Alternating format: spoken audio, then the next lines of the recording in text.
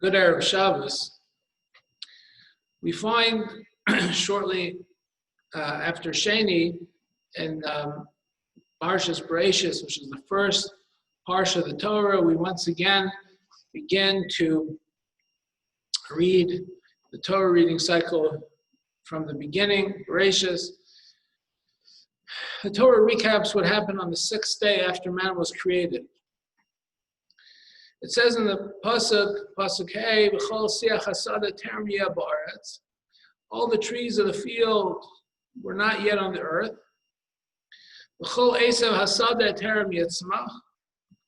And all herb of the field had not yet sprouted. Ki lo himter Hashem Elokim ala haaretz. Why is that? Because God had not yet sent rain upon the earth. And there was not yet man to work the soil. So this is on day 6, prior to man being created. It says in the text here that things had not yet grown. It was before the trees of the field and the whole Esav Asada terminates before it had yet sprouted. So the major question that's asked on this is that if you look at the third day earlier, it says in the Torah that God said, God said, let the earth sprout vegetation. Esav Mazriya Zera, Eitz Prio Suprilimino Shazar Balaharet.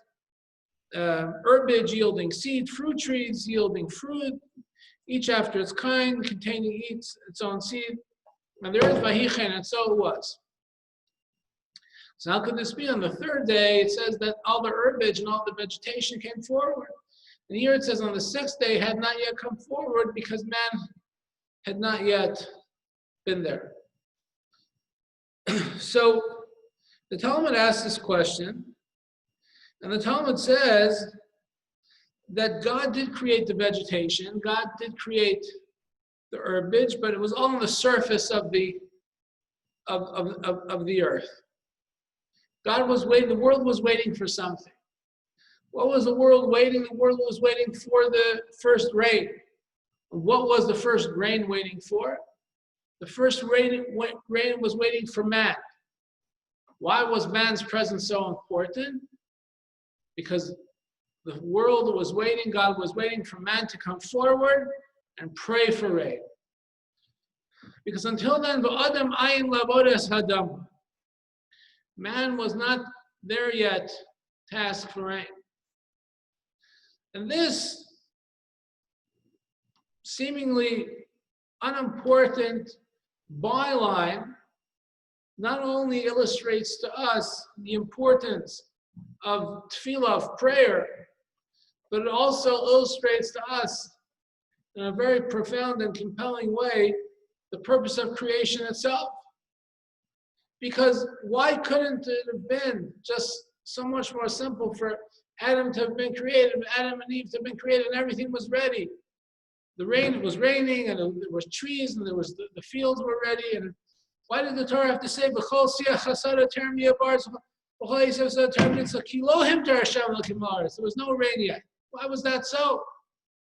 And the answer is because tefillah in particular, meaning prayer in particular, and creation in general, are there for us to have a relationship with HaKadosh Baruch Hu, with the Almighty. Of course, He could have just made our lives convenient without any toil. But Adam, he was waiting for our prayer. What he needed the praise. The Almighty needed our praise. And the answer is no, He wanted the relationship. That's why He created this world. So there can be a creation with free will called Adam that will hopefully choose to have a relationship with Him. So it goes.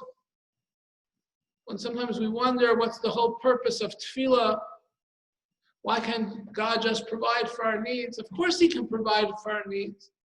And of course, He can just give us whatever we want. But he yearns to hear our voice. He yearns to hear our prayers. In a perfect world, we would all be under ideal circumstances.